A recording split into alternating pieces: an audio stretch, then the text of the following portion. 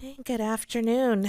This public meeting of the Board of Education's Teaching, Learning, and Enrollment Committee for January 8th, 2026 is called to order. Good afternoon and welcome. Thank you all for being here.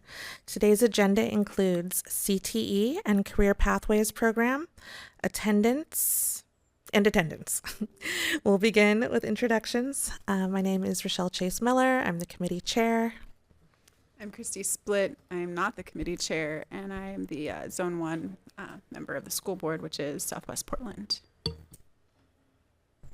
And I'm Jay Buno. I'm the Chief of Student Services. I'm Sharon Tancred, Chief Legal Officer. Next, we have public comment. Kara, do we have anyone signed up to speak? We do. Excellent. Please make sure when you begin your comments that you clearly state your name and spell your last name. You will have 2 minutes to speak, and we ask that once you hear the sound of the alarm go off, please wrap up your comments. We have Rachel Cermak.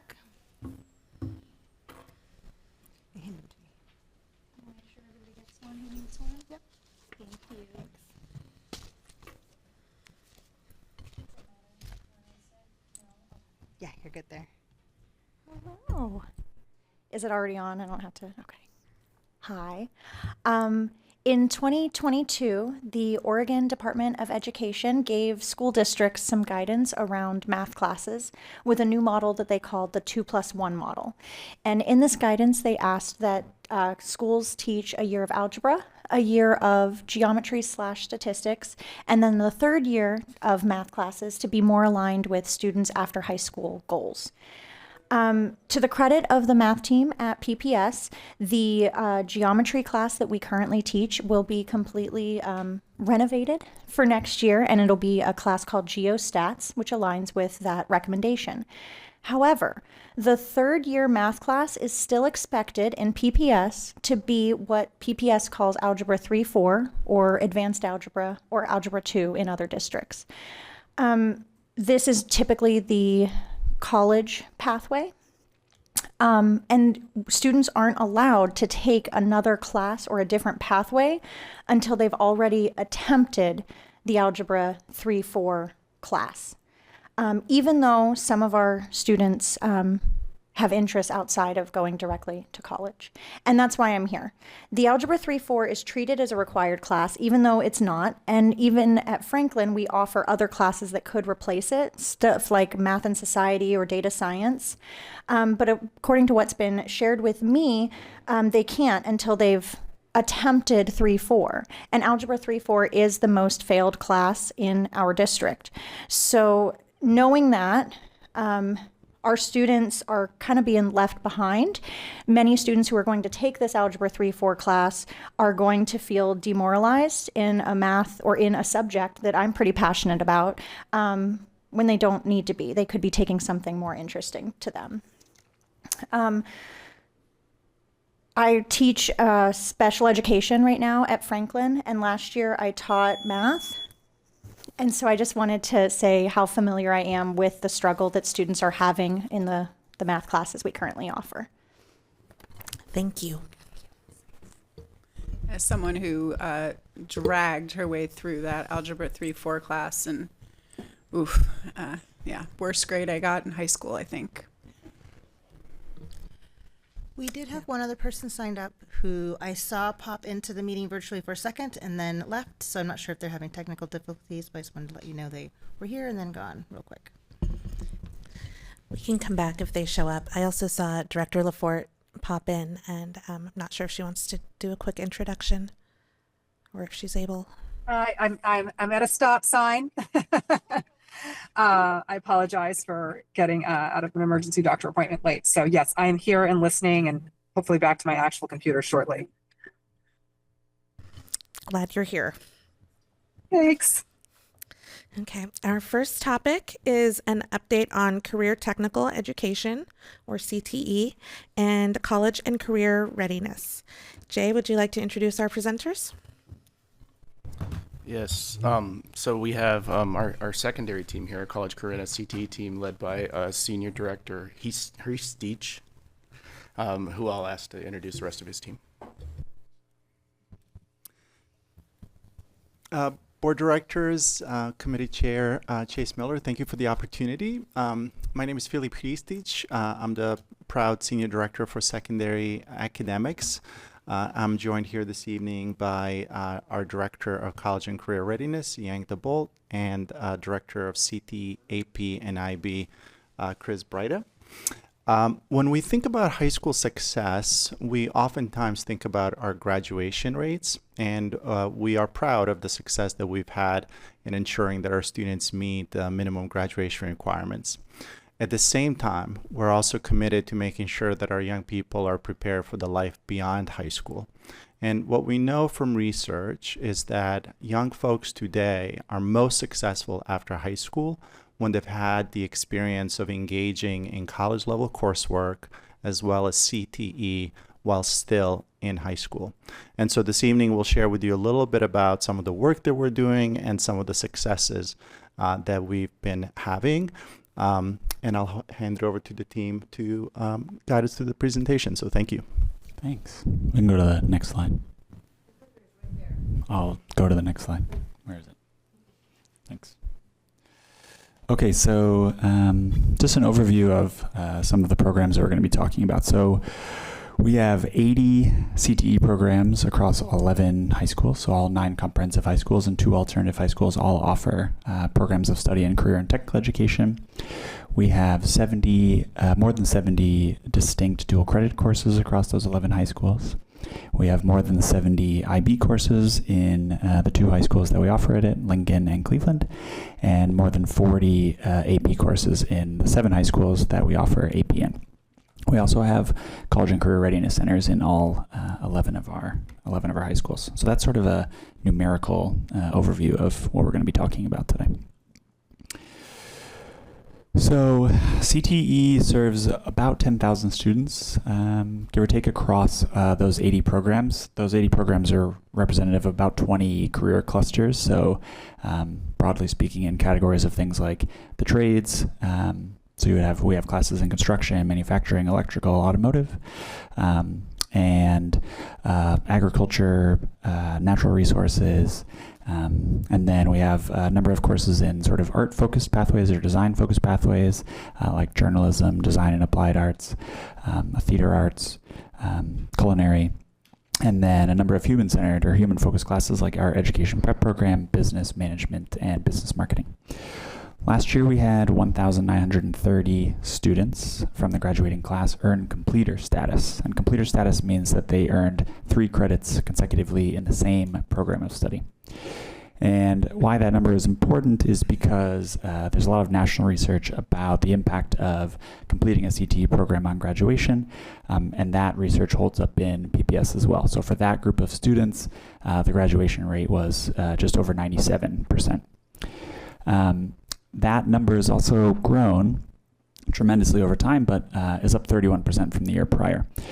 We also, in the last 2 years, have had students earn about 1,000 credentials that are recognized by the industry. So those would be things like Adobe certifications or certain business certifications that are recognized by business and industry. We are this year embarking on developing a first-of-its-kind national model for literacy instruction in CTE. So trying to reimagine or reconceptualize what literacy instruction looks like in an agriculture classroom or in an art classroom in a way that hasn't been done in the country before with TNTP, who is a literacy partner of the district.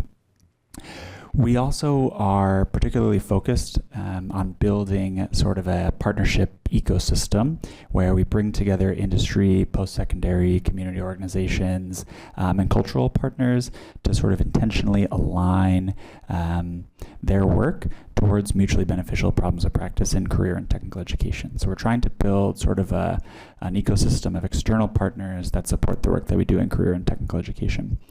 And ultimately, what we are trying to build is a coherent, city-connected CTE program. So our goal really is to be a system that is in service of the city of Portland in a number of capacities, whether that's workforce development or economic development or community development. We feel that CTE students are well positioned to sort of serve that role. So now I'll turn it over to Yang. Thanks. So our high schools have been able to leverage what we commonly refer to as Measure 98 funds, but high school success funds.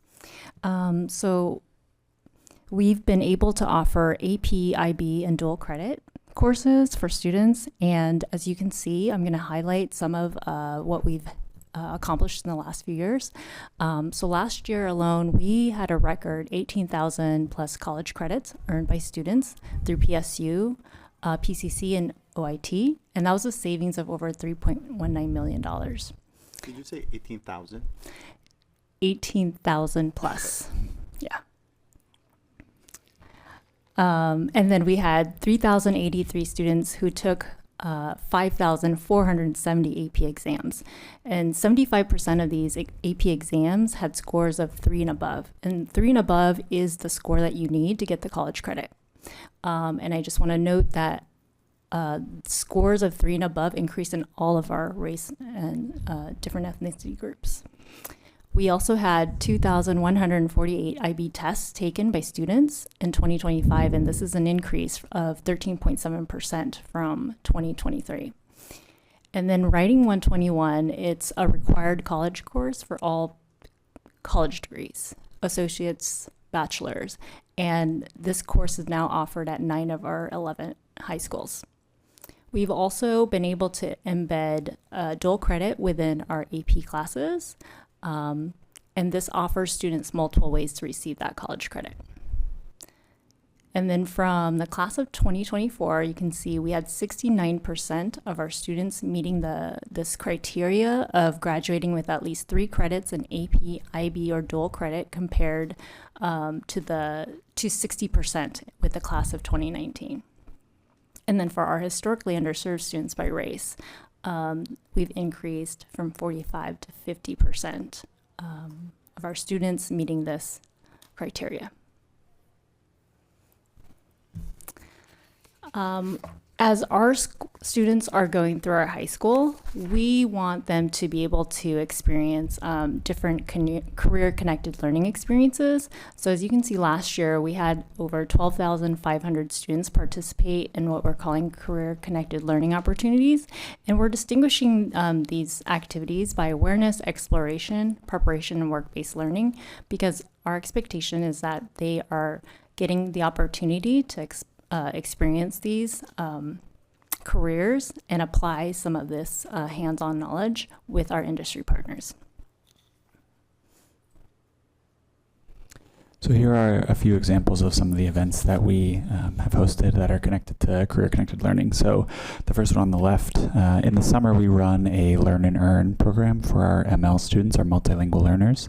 And that program pays the students. It allows them to earn some credit.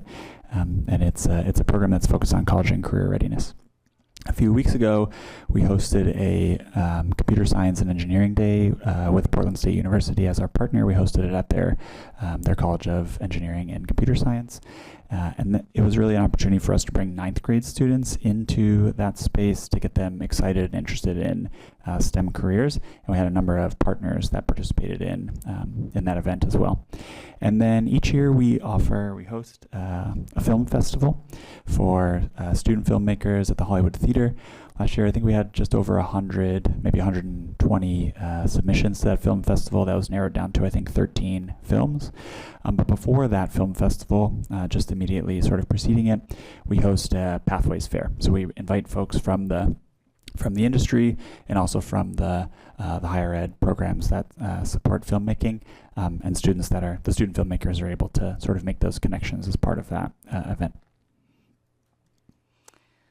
So in all of our 9 high schools, we have college and career centers.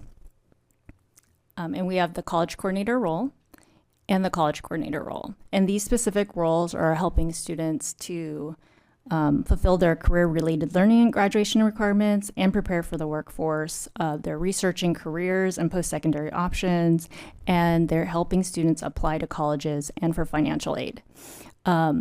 So studies report that understanding the link between education and career aspirations may be the single largest impact on an individual student's likelihood of completing college. In fact, high school graduates who expect they will need a college degree for the career they're interested in are more than 6 times as likely to earn their bachelor's degrees. And students who understand the relevance of a college education to their career interests are also more likely to be academically prepared for college and career. I wanted to share this specific metric. We've noticed that with our historically underserved students, which is our students who are Native, Hispanic, Black, and Pacific Islander, that prior to 2021, they're mostly attending 2-year colleges. But with the introduction of our college coordinator role, this is now flipped. And so we're seeing more of our students who are historically underserved attending 4-year colleges. And this is noteworthy because 4-year colleges have persistence rates, which means students are returning the following year at over 90% rates compared to about a 70 or so % rate at a 2-year college. We also included a number of data points in our appendices that you all are free to look at. And that's what we got. This is really amazing work. I'm so impressed. Thank you. I agree. I do have some questions, if that's okay. Yeah. So just watch me with my glasses. It's like the new comedy. I can't see anymore. So let's see. You talked a little bit about, there was a slide you could go back to maybe that has the like AP, IB breakdown. You mentioned 9 of 11 high schools offer the writing class that is really important or very useful on a transcript. Which 2 high schools don't offer it? Benson is going to start offering it next year. Okay. So they're already on the books for getting that started. We're going to start training their teacher this spring. Great. And then we will work with, what's the other school? Oh, it's okay. I don't want to cut you off. No, actually, yes, Alliance. So we'll work with okay. Alliance. Okay. Okay. Got it. All right. Thanks. And then I noticed, and I'm sure it's just a matter of making the slide, but the general vibes on IB results aren't here. So I guess I'm asking, what are the general vibes on the IB results? It's that last bullet point there. Yeah, so there's sort of 2 paths within the IB. There are, I mean the last sort of like inset bullet point just in terms of numbers, but. Right. But like, how's the performance? Because like we get the AP scores for 3 or above. Yep. I don't know enough about IB tests to know how they're scored or anything, but it's a great is question. just taking it the accomplishment, or is there like no, a test same score? thing. So they have a threshold score. It's a 4 out of 7, so it's a different scoring scale. And there's also sort of 2 mechanisms of IB. There is open access, anyone can take any class, and then there are also students who choose to pursue a full diploma, which is 6 IB classes plus a theory of knowledge class that teaches students about epistemology, and they do a 4,000 word essay. There's a whole bunch of things.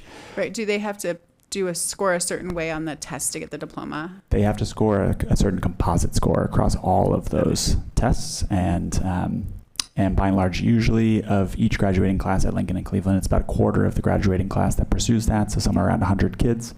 And usually it's 98 or 99% of the students earn the diploma by the end. Okay. But we can get that data. Yeah, I'm Yes. just sort of generally curious how like Yep. we perform on, if it's a roughly similar comparison. I also just wanted to ask, because we've spent a lot of time looking at disparities within our system when it comes to racial and ethnic groups that aren't doing as well on our tests. And I'm curious, with the AP scores, I realized that the scores of 3 or above have increased across all race and ethnicity groups. But I'm curious generally if that inconsistency in scores reflects the same sort of dynamics we're seeing on like the MAP testing, or if it's different, because I'm just curious. I don't know. Still, I would say that outcomes on AP exams are still predictable by whether you're historically underserved or not. So that I think it's consistent. Okay. I was just looking for that shining star somewhere. I don't know. Well, maybe the shining star is the growth. Yeah, the for fact sure. that we are Yeah. seeing the growth across racial groups. Which includes AP tests and Mhm. MAP That's right. tests Mhm. now. Mhm. Yeah, which is great. Great news. Let's keep at it. The other thing I wanted to ask about is I know that on the career and college coordinator positions were a hot topic during our budget cuts conversation. And I'm just curious how that ended up. I don't honestly remember. I feel like it was like half an FTE for each or something at each school or something like that, but how that did end up, and if there are thoughts on how that might affect this work going forward with fewer resources. Yeah, all of our comprehensive high schools have managed to retain their career coordinators. The reason why we're mentioning our college and career coordinators today is because we want to honor the incredible work that they are doing and are contributing to these outcomes. I mean, what we're seeing today in these numbers is a reflection of a number of people leaning in, our teachers, our counselors, our college and career coordinators, and we wanted to call out our college and career coordinators in particular. And we are facing some really tough decisions, and our building leaders will be facing tough decisions as well, and there's no easy way out of that. But as we look at these numbers, we wanted to be explicit about the role that our college and career coordinators have played in moving the needle. So despite the conversation that was had in the end, those positions were retained. And does that include also each school still having a college coordinator? Yes. So each comprehensive high school has both a career and a... Correct. Yes. Okay. Yeah, because we heard pretty compelling testimony. I still remember Student Representative Kunseve talking about the important role of those positions at his school specifically. So thanks for giving an update that we were able to retain those positions. And I agree that we may not be able to going forward, but I hope that we can. Thanks so much for the presentation. Of course. I've come around. I've seen this presentation before. Yes. So I've officially been here a year, I guess. I love it. So Thank you for the opportunity. Yeah, appreciate it. Thank you. Oh, I'm sorry. I have a Yes. Ask away. and Director LaForte may have questions online Sure. too. I was curious about the 31% year-over-year increase in completer status and what we attribute that to. Lots of things. I think some of it is just the changing positionality and purpose of career and technical education. I think for a long time it's largely been viewed as an elective, sort of on the side of the student's core academic experience. But I think, especially as more research has come out about it, and I think our system largely is stabilized around what's being offered at schools. That's a big reason why. One. Second, of course, just naturally, there's been a lot of growth in CTE since 2017 when Measure 98 passed. I think we grew from about 30 programs then to 80 programs now. But still, it's a big jump in the last year, and some of it is like, I can't say that it's my team's focus because this is before my time, right? Like the work that was done to get kids to be completers happened 3 years prior to the beginning of them becoming completers, because it takes 3 years for that to happen.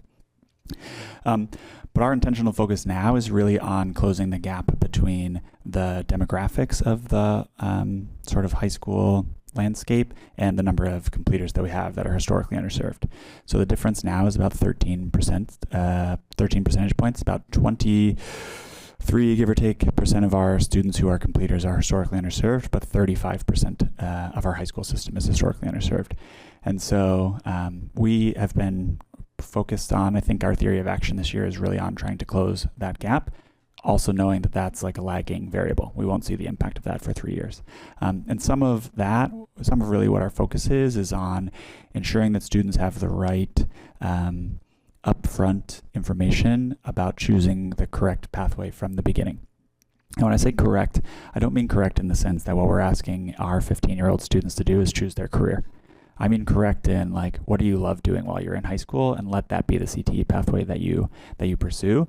And then, if the employability skills like communication and teamwork and adaptability sort of like underpin all of that, then by the time they get to graduation, should they choose to persist into that career pathway, amazing. Should they choose to pivot, also great, because they have all the skills to do it.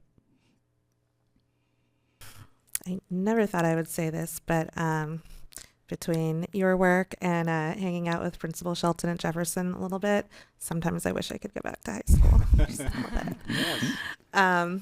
I don't have a question around this, so I'm just going to tell you like about my interest in it, and maybe we can hear more about it at another time. But I'm really interested in the literacy in real context bit. So I don't know if there's any like additional that you can tell us about that, Sure. or if it's a different I think Director presentation. Barrett can speak to that. But just to follow up on your comment, that is part of what I think is so exciting, is to illustrate just how many opportunities there are in PPS high schools to pursue any number of interests and potential career paths. This is not what I experienced as a high school student many years ago. It's maybe not the frame that many of our families have. So we're really excited that we were able to offer this breadth of opportunity. But yeah, so this literacy project was, it's a joint effort between myself and Morgan Halloran. She's the Assistant Director of English Language Arts and Social Studies, and also by experience is an expert in secondary literacy, specifically literacy at the high school level. And so as we started to think about the opportunity for literacy improvement, I think in many ways, like the advantage that we have in career and technical education is that students are engaged in those classes. If I walk into a construction class, prior to the cell phone ban, I wasn't going to see a cell phone. Students were, because they're participating in hands-on work. And so for us, the opportunity really was in the chance to think very differently about what we call literacy, and can we apply the same principles of science of reading, one at the high school level, but two kind of in the most extreme context that you can imagine, like literacy in an automotive class. And so the way that we have been thinking about it and working with our TNTP partners on it, one has to do with sort of knowledge acquisition. So the purposes of writing as a component of the knowledge acquisition process. And in a technical class, some of the knowledge acquisition is incredibly important because knowing industry-specific vocabulary, for example, is a requirement that a lot of students will have to sort of experience. And what we know about the Lexile scores of even most entry-level jobs is that they're higher than even, say, like a college literature course, because there's so much sort of technical context that's needed. And so our approach to doing this work was, this year is really focused on a pilot group of teachers from Benson and McDaniel, and working with them over the course of 3 professional development sessions and 4 sort of in-class coaching sessions supported by our partners to really try and bring some literacy strategies into those classrooms, again, as a way of increasing knowledge acquisition so that students can much easier recall vocabulary and retain information over time. But then 2, to prepare them for the kind of technical writing that they'll need to do in many of these careers. And so, yeah, we're really excited about this, this sort of first of its kind program. It's very cool. Like I said, I'm just so impressed by this work. This is really, really amazing. Thank you. Director Lafort, do you have any questions? She might be driving. Not at a stop sign. I'll That's just give her some stop sign. time in case she does want to. I have a new 8-year-old, and she hates when I quote her, but I'm going to make your day on this one. My entire walk to school today was me telling her to keep her options open about college, and her being like, I'm not going to college, and you're trying to dash my dreams by telling me I have to. And I was like, I'm not telling you have to. You have lots of choices, and you can decide later on what your interests are. And she's like, I'm going to be an artist. I'm going to work at a dog walking place to make money. Mm-hmm. And this is my career path. And I'm convinced, and I don't think that you should try to tell me that that's not what I'm going to do just because I'm 8. So I just wanted to make the point that this hit home to me today for this very specific reason. She was so upset with me that she was crying that I would have the audacity to suggest that she might want to keep the door open on going to college. And I think it also tells you that maybe as a society, our doors are opening up, that college isn't the be all end all. I kind of focused on the AP and IB stuff, and then I was regretting it when you were talking back to this slide. I think it's so important that our schools serve every kid, whether it's my kid who wants to be an artist and walk dogs for a living, to have a CT pathway where she can learn about graphic design, and have a field that she could go into that's art, and she doesn't have to go to college to be successful. And I just think the more that we continue to like keep that door open. I think that's great. I also just want to point out that this literacy program, what's really exciting to me too about that is we know we have kids who arrive at high school and don't have those literacy skills. And giving them those skills in a place where they feel welcome and where they feel comfortable, which we know CTE programs can often be for our kids that aren't academic all-stars. I think that's just so important. So like keep going on that pathway, and that way later because I feel like we've asked this question about like what happens around literacy for kids that aren't at grade level in high school. And I remember the answer being a little bit like, we have work to do in that category. And this isn't the exact kind of thing that we can point to about how we're trying to move the needle and meet kids where they are. So I just want to say thanks for that. Yeah, and the other, And all of that just kicked off Director LaForte. She just left. So I was going to say one more thing about that too. Yeah, but please. What's unique about career and technical education in many ways is that a lot of our teachers come directly from industry. So they don't have the pedagogical framework to talk about literacy instruction in the same way that a teacher that's sort of like been through that experience has. And yet, like, they're incredible at teaching vocabulary, but they don't know why they're incredible at teaching vocabulary. And so some of this is just being able to sort of name the like the language for them so they have it. And it's a way that we're sort of like trying to reimagine some pedagogical professional development for them that isn't just about the technical skill that they bring to the table, but about the sort of the rest of it.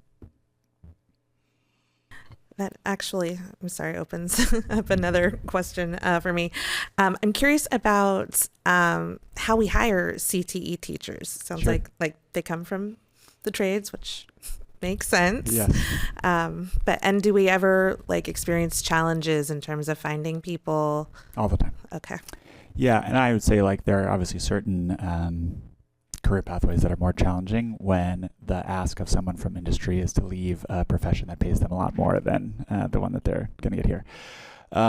So there are essentially two paths for teachers to become certified in career and technical education. One is they bring 2,000 hours of industry experience, and then we develop a professional development plan for them that takes place over the course of 3 years while they're sort of on a restricted license. And as part of that process, they take usually 5, sometimes 4 classes at like the community college level. That is a intro to CTE class, often a literacy class, a classroom management class. Sort of like if we can give them these foundational skills to be an effective teacher, that's what we'll do. And then on the other side of the experience, some teachers move from the classroom, like a traditional general ed classroom, into a CTE classroom, and they have kind of the opposite professional development plan where the ask of them is to go get hours in industry. And so they volunteer usually in the field somewhere as a way to sort of better understand what the ask is going to be of our students when they inherit those jobs. It is difficult to hire, certainly in some of our CTE programs that maybe lean a little bit more traditionally academic, like a computer science or a business or a journalism, maybe less hard, just because that's sort of like an established CTE program that's been around for a long time. But certainly in like the technical classes like an automotive or a construction or a manufacturing, more difficult. Thank you. And now I have something else I want to say. Dang. I mean, we have kind of a lot of time today, so we might as well have some fun with it. So I sometimes join the Oregon Clean Energy Workforce Coalition for my day job. I work for the State Department of Energy. And I believe we ran into each other when I was doing work not too long ago.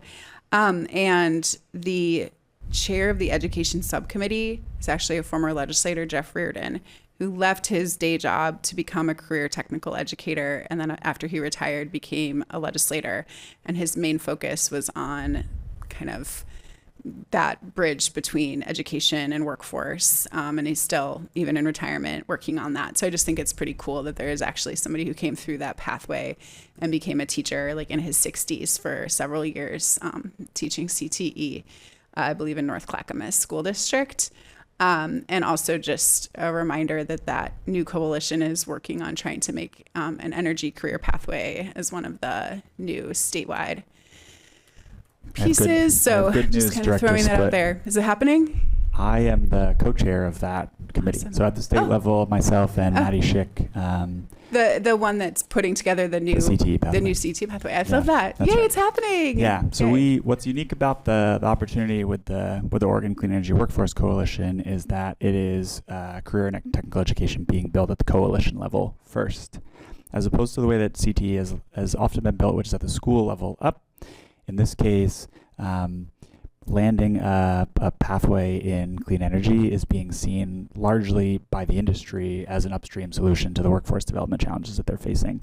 And so, obviously, as you know, someone who works in the industry, like the challenge also with defining clean energy is very broad, right? Because folks that work in masonry are part of the clean energy economy because they're building the infrastructure in the same way that folks that work on solar or wind are part of that economy as well. Exactly. So important. Yep. And so our approach to that work has really been on trying to think as broadly as possible so that when we land a CTE program, even let's say it was in PPS, it is tied directly to the economy that exists around the clean energy sort of sector in our space, but also give the flexibility for folks in Clatsop County or Malheur County to also adopt a clean energy pathway so that it is like seen as a network across the state of it's all in service of the industry, which is a unique opportunity. I'm so glad I brought that up. I'm really glad to hear that there's forward momentum on that. And I will also just share that I totally agree on the broad definition of energy. And I also think that one of the coolest things I think about like the market on energy efficiency, which I think is kind of what's coming first, is these are the kinds of jobs where someone could be trained and straight out of high school walk into like a well-paying, high-demand job doing like insulation work, heat pump installation. So I think it's kind of nice to see. It's great to see that happening, and I'm really glad that you're part of it. Thanks for that service. Appreciate that. Above and beyond. Thank you. Okay, I think I'm done. Thank you. Thank you. That was wonderful. All right, next is a presentation on attendance. Yes, and so we have Senior Director Cooper and her team here to present, and I'll let her introduce. Good evening. To have glasses. Good evening. My name is Chandra Cooper, and I am the Senior Director for our core enrichment programs, as well as our multi-tiered systems of support department, known as MTSS. I am here with my colleague, Naomi Oram, who is the Assistant Director for MTSS, and she is also the lead on our attendance work. So we are here to provide a brief overview and update for the attendance goal and strategies that have been uplifted in our district continuous improvement plan. We are going to start with an overview of the chronic absenteeism project, which informed much of the work, including our strategies that we have chosen. We will share some of the national and current PPS data, overview of the strategies and actions that are being implemented at the school level, and you will also have an opportunity to hear about some of the highlights and promising practices within our schools. And then finally, we will review some more of the technical pieces of attendance, including attendance definitions and some of the procedures at the school level. Thank you. So last winter, we engaged in a chronic absenteeism project, which included over 30 school-based staff. We had building leaders, attendance coaches, counselors, school climate specialists, and school social workers were represented. Our purpose for these engagement sessions was really twofold. One, we wanted to be able to better understand what the potential root causes to chronic absenteeism for our students here in PPS. The second reason we wanted to engage is to hear from our administrators and educators on the interventions that they were implementing that they had found to make a positive impact. In addition, we've also partnered with Panorama, and Panorama oversees our Successful Schools Survey, which you will hear a little bit more about in just a minute. Panorama recently completed a comprehensive national study on chronic absenteeism. So from these engagement sessions, we have identified the 3 evidence-based strategies that have the most impact on attendance. I do want to preface that the number 1 strategy that surfaced in both the national study and our own school-based staff is engaging and rigorous instruction in the classroom. We heard from student voices, especially secondary. They reported that they made a priority to attend the classes where the instruction was engaging and they couldn't necessarily get the instruction online. So since this strategy is also being covered in our math and our literacy goals, we have chosen the next 3 highest leverage strategies. So we will be reviewing these strategies in more detail, but you can see that strategy 1 is strengthening the climate and the culture. We call this tier 1 because this is for all students, and this is what we are hoping all of our students will be experiencing. The second strategy is implementation of data teams that review attendance data on a regular basis and help identify students who may be struggling with attendance. And then the third strategy is messaging and communication plan to bring awareness of the importance of attendance. All 3 of these strategies have been uploaded to the school improvement plans for every school. And strategy 1 and strategy 2 are actually required by our school teams.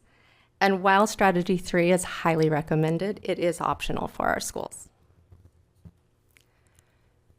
So I just want to briefly highlight the data and impact of attendance, which is why Superintendent Armstrong has made it one of the priorities, one of the 4 in our district continuous improvement plan.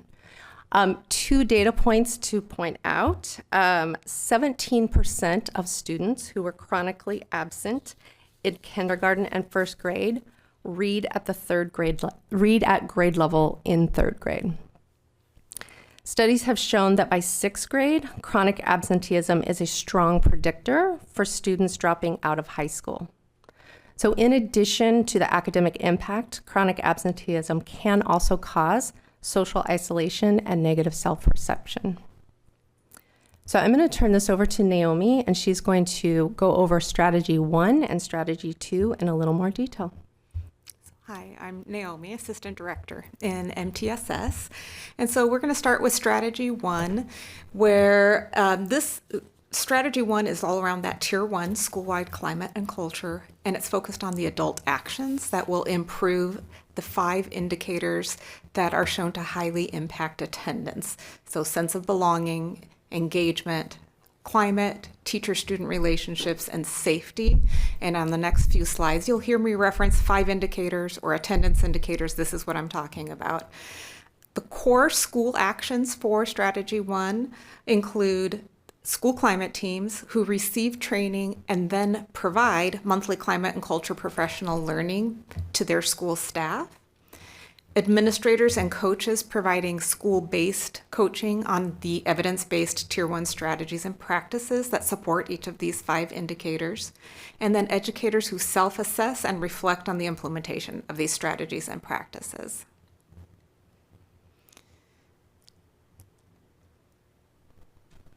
I'm hitting a button.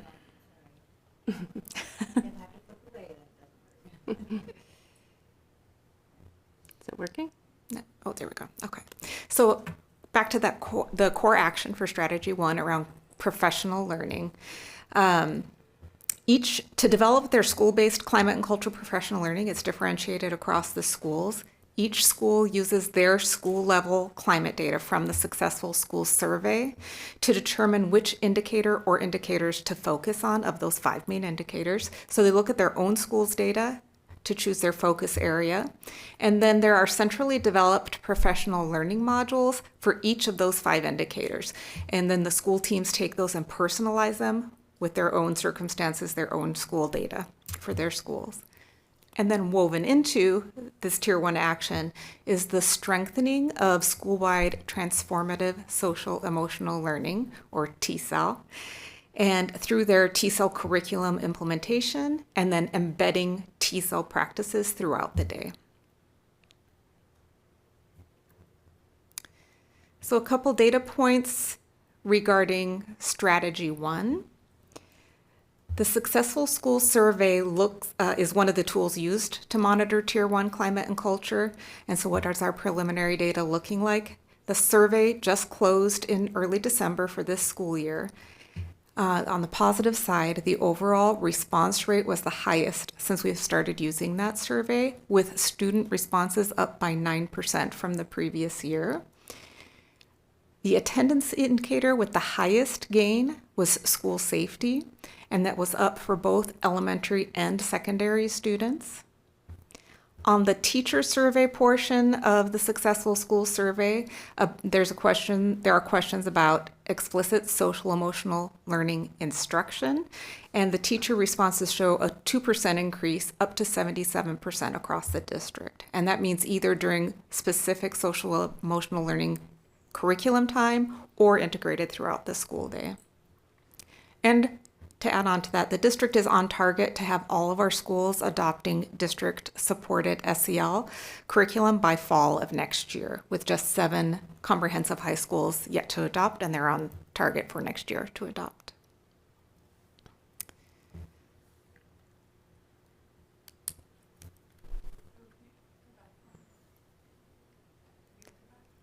I haven't done this one yet. Oh, okay. Yeah, sorry, I double-clicked. Yeah, sorry, it has a delayed response, so I clicked twice.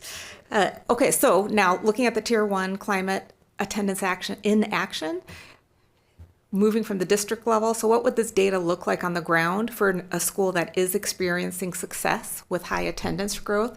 We're going to use Roseway Heights as an example.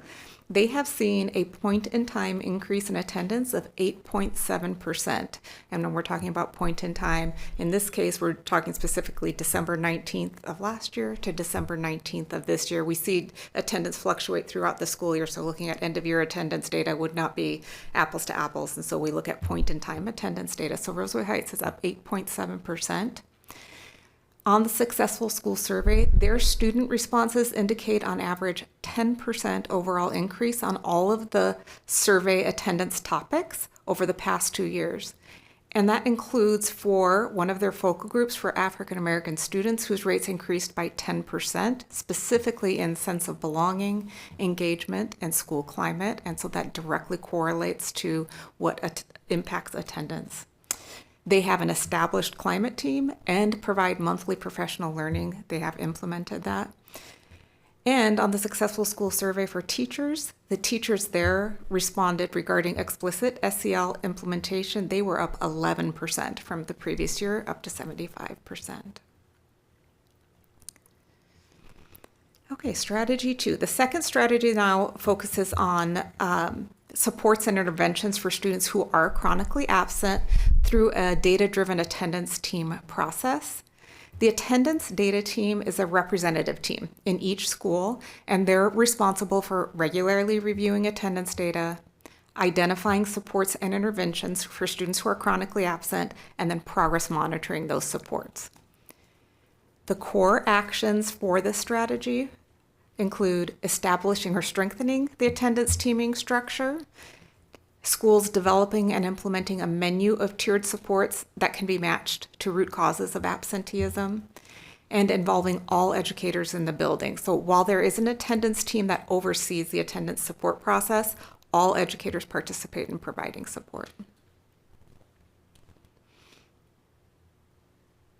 To date, some implementation data during this school year, we've had 31 schools have participated in attendance team training. 23 schools have participated in on-site coaching to strengthen their attendance team practices. We have attendance data dashboard that has been vastly improved and is available to all schools and teams as they monitor and review data. And there's a robust attendance resource website for teams, and that's up and running. Okay, I'll pass this back to Chandra for strategy 3. Thank you. So the third strategy is communication that focuses on proactive, positive messaging, sharing the importance of attendance to all of our communities. This would start at the district level with community-wide messaging right to the building level and down into our classrooms.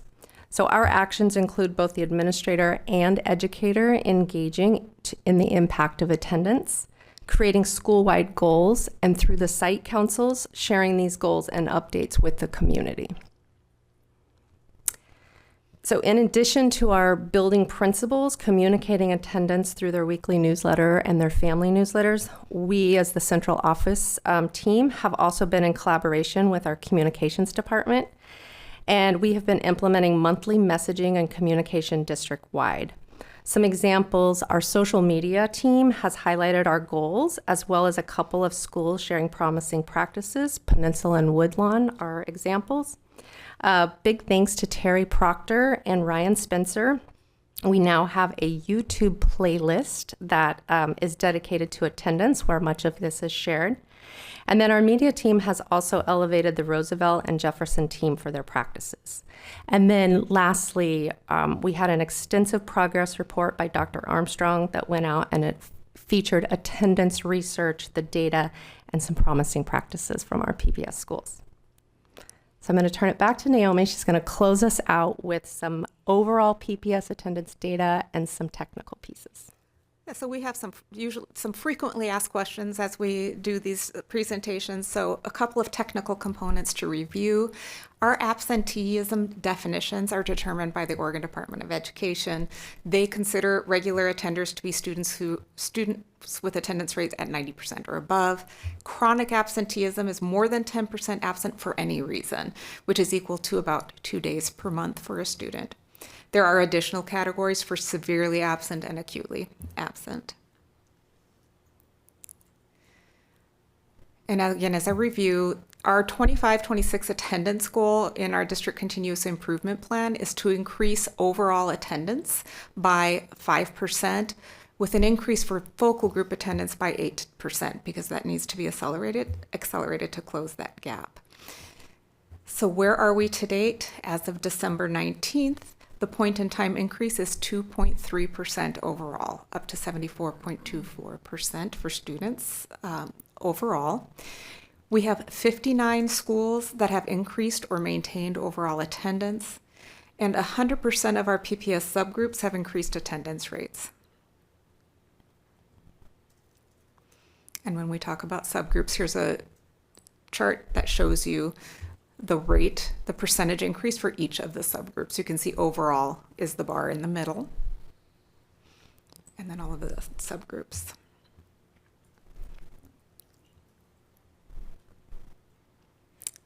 And then finally, just a quick, we get questions about the daily attendance procedures. One final piece of information, staff have guidelines for when attendance needs to be recorded, and this is followed by automated notifications through Parent Square to families. This, you can see on here, the notification times are staggered based on the beginning of the school day. This is also in alignment with requirements from the state around safety and notification for absences. Okay. That's it for us for presenting, and we're here for questions.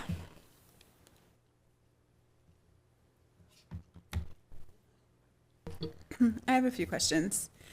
First of all, thank you. This is exciting to see the work is happening and that you have data to point at to show positive momentum, which I think is great news, right? That's got to feel good. Yeah. I know it's just going to get better as the initiative rolls out and indicators can lag. So we know that I have faith that it'll get better from there. I just have a couple of questions based on what I heard. And then a couple of, I guess, sort of comments or just like things on attendance that I've heard about. So first of all, when you talk about focal groups at the very end, is that just talking about like multilingual learners, groups like that, or is that like a subgroup of schools you're particularly focused on, or? The focal groups of students, Okay. And that also comes from the Department of Education. Oh, okay. Specific focal groups. We showed you a chart that had subgroups that was much broader, but we're talking about the specific focal groups of, there's 5, so multilingual learners, Black and Native students, special education students, students from poverty. That's it. Okay, great. Thank you for sharing that. I guess I have less questions right now than just comments for now, but first of all, I got some contacts from a school in my district about the attendance messages going out on religious holidays and having maybe some schools have chosen to have like language that's a little bit more like alarming around kids missing school. And I just wanted to share that we might want to consider how to handle communication about absences on days where there's religious holidays, where there's a large number, a number of students missing school because of a religious observation. And even though I get it that it still counts towards our chronic absentee numbers, I think that given sort of if you look back in different areas of our work, we've talked a lot about our school calendar being more respectful about this sort of thing. It might be too that we might want to give some direction that maybe we change up that message on that day that it's a religious observation. Particularly, I think it was Jewish high holidays where something went out, and I actually heard from, I think, 3 or 4 parents from a school in my district or my zone about that. And I never said anything to anyone about it because I read all the emails and I can't figure out how to reply to them. So I'll just put it out there that it might be something we might want to think about going forward on, since we do have people trying to be more assertive in their communication and probably have an auto email that goes out or whatever. So it just might be something to think about. Thank you and I do want to say thank you for that feedback, and we'll follow up on that.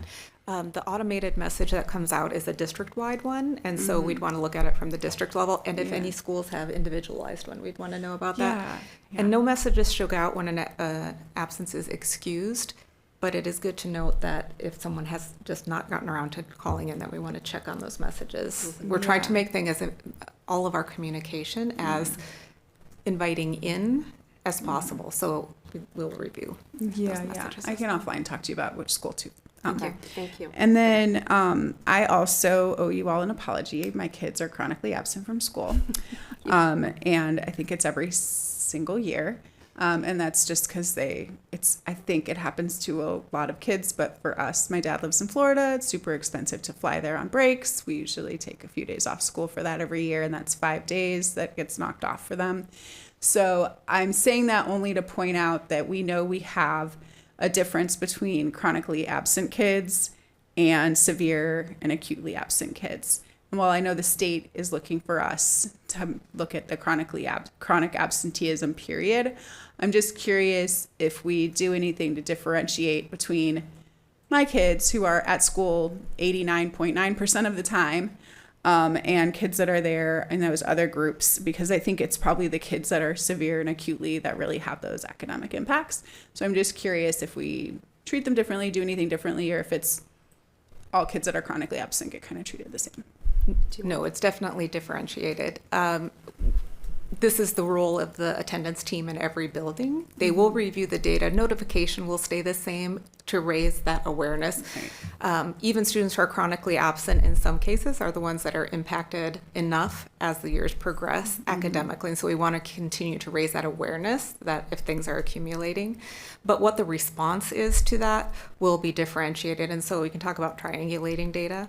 If we see a student is chronically absent and we also look at their academic data and we look at their behavior data, that's where we'll start implementing supports and interventions for students. If we have a student who has all excused absences, they're maintaining their grades, things are going fine for them, then notification to the parent that we're monitoring attendance, make sure they're aware.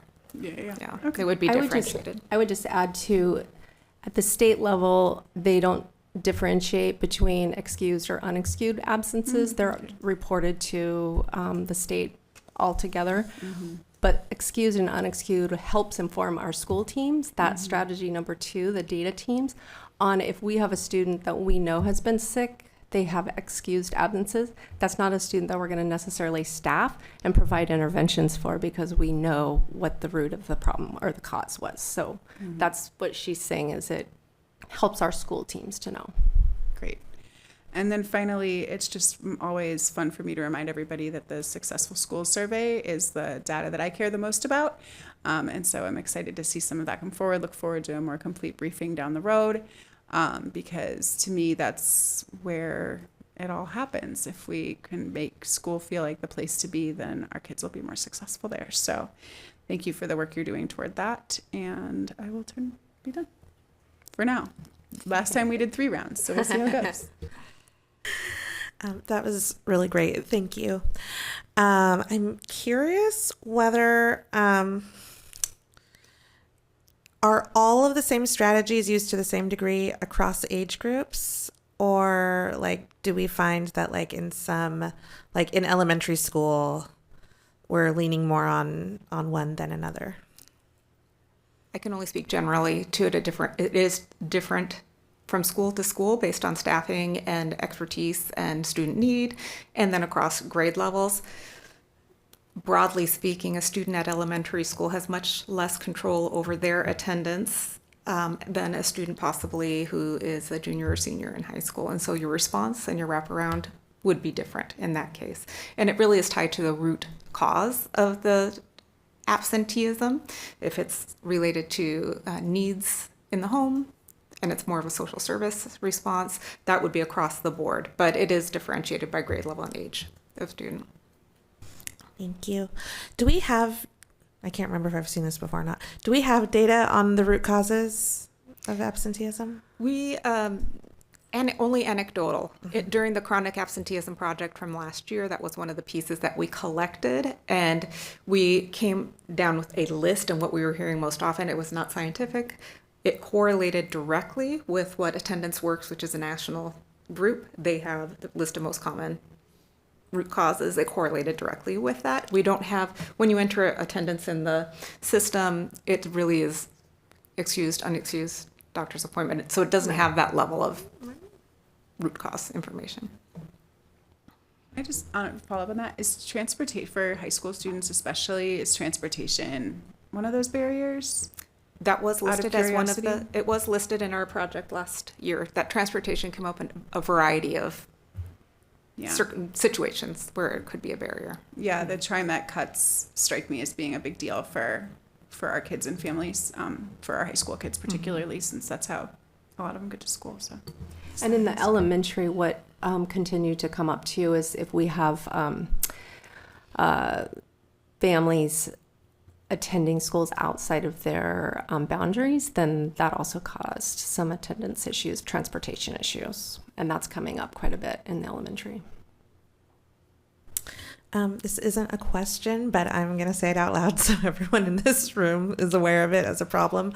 I have a kid who takes special education transportation, and it is inconsistent. And I have the flexibility to drive him to school when it is not on time, but I imagine there are so many families, probably most families, that don't have that flexibility.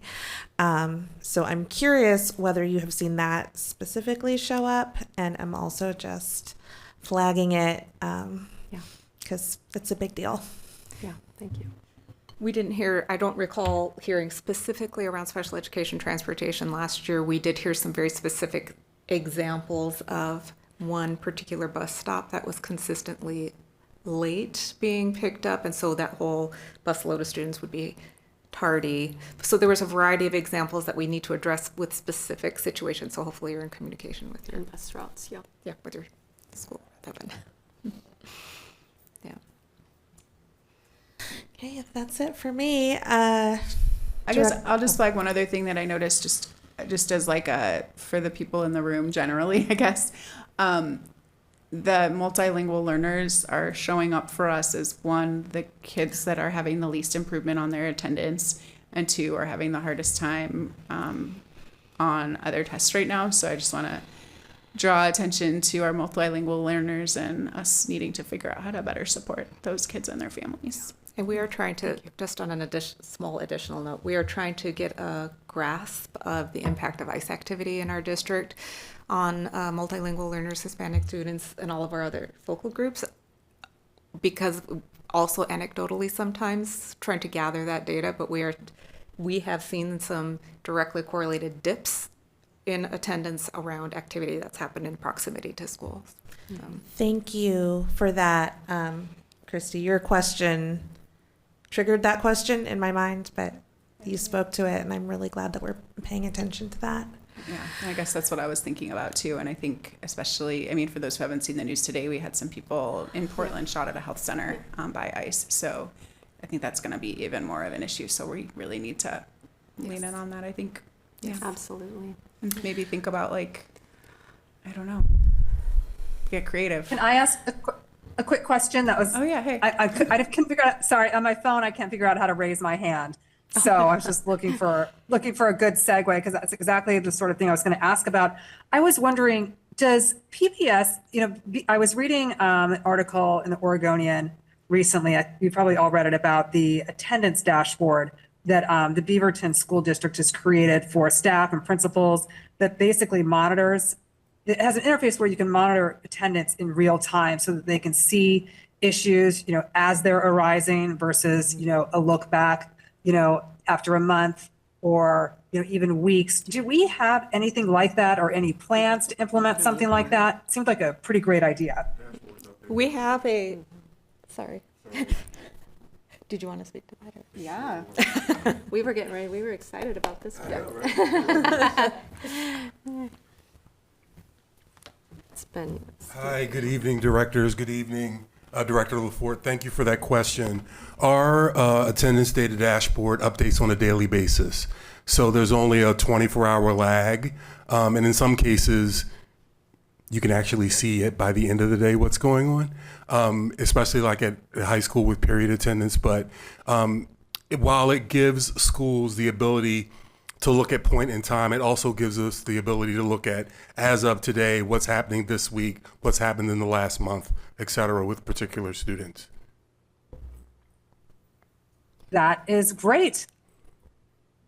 Yeah, Thank you. I will just add, as a MTSS team that's leading the DSIP, the District Continuous Improvement Plan, around the attendance goal, it has been extremely helpful because we're able to go in. My team meets on a monthly basis to look at the data. We identify schools who are, having increased attendance, and we celebrate. And then we're also able to identify schools that may be decreasing at that time. And then we can help reach out and support them. So we're not waiting till the end of the year for that to happen, or even quarterly. Oh, I have another question. I'm so sorry. Do we see any differences between our community schools and other schools? So, do you want to talk to? He just thinks it's funny. Dr. Carmen Williams just sent us an email that we were all celebrating, and looking at our dashboard, 19 of the 20 community schools are ones of showing increase in attendance. So, and I should add too that I think all of our schools have at least a 5% or more goal to increase by the end of this year. So that's what we're using to track if they're at least on that target trajectory. That's really good to hear, as a huge advocate for community schools and what those can do for belonging. Yeah. And I guess related, do we partner with, in my dream world, we're always partnering with social services to help our kids that are needing the most support. Do we bring in social services, social workers, DHS, anything like that, people that are already working with families to help with attendance issues ever? Yes, in the ideal guidance for what an attendance team looks like at the school, the social workers, the school psychologists, counselors are primary members of that team, and they're the ones who access those services for students. And we also, I would be remiss if I didn't mention that our SUN partnerships and our partnerships with our culturally specific community-based organizations also provide support to students and families around topics such as engagement, belonging, and things that we know increase attendance and increase also the ability for students to feel more welcome and safe in school. Is there anything that we are working on specifically oriented towards kids from immigrant communities to help them get to school safely during this time when families may not feel safe leaving their homes? Are you referring specifically to safely given the current environment? Is that Yeah, given the political climate. Yeah. I can't speak to everything that's happening around that. There are teams meeting, and I don't know if anybody here is part of that work meeting, collecting the data and talking about what those responses are. There is a specific district level response or school-based response when we know that there's a concern in the community. And do you lead that work? I don't lead that work, but my director of racial equity and social justice is a member of that work team. And what I can say is we have, as Naomi mentioned, we have school-specific protocols that are put in place. And we also work with our culturally specific organizations like Latino Network and others who host Know Your Right evenings where things are focused on knowing your rights, your responsibilities, making sure you have a safety plan and things like that. So we have, even though we aren't always at the forefront, we are working with people who have a lot of reach into the community to provide those supports and communicate those outwardly. I can also say we have trained our transportation units. The bus drivers all know what to do if there's any kind of ICE action. We've also, many of the schools have worked really closely with their PTAs to have like walking buses or assisting like that. So those schools are, to continue what Dr. Adams was saying, they're continuing to work with community, whether it's our contracted community partners or just PTAs and other community members who are helping with getting kids to school. Thank you. Anything else? And we can adjourn. I have this random idea that I was thinking about before and I forgot to say because of like my own family situation where like, of course I feel this profound sense of guilt, but also like I'm not visiting my dad in July in Florida. So I am, a 47-year-old woman. And so I wonder if it might be interesting to like have like a packet of like, I don't know, when I was absent in school, we used to get like packets. I don't want my teachers to have to do them, but I just thought it might be interesting. I'll just throw it out there to like think about things we could do when we know kids are going on trips or kids have been absent a lot where it's like, cool, here's like an activity packet. And we just like have one that's for 2nd grade and one that's for 3rd grade, where it might help them with, doing some practice of general skills affiliated, associated with that grade level. That would just be like something that could be handed out to kids that feel guilty for being gone, like my kids. So anyway, just kind of random, but like literally because attendance is such a focus, my 2nd graders worry that it's going to be because of her that her class has like a lower rating on whose classes have the best attendance. So anyway, I'd help her feel better. The same one who doesn't want to go to college. If she heard this, she'd be like, stop talking about me. But anyway. Thank you. Director LaForte, did you have anything else?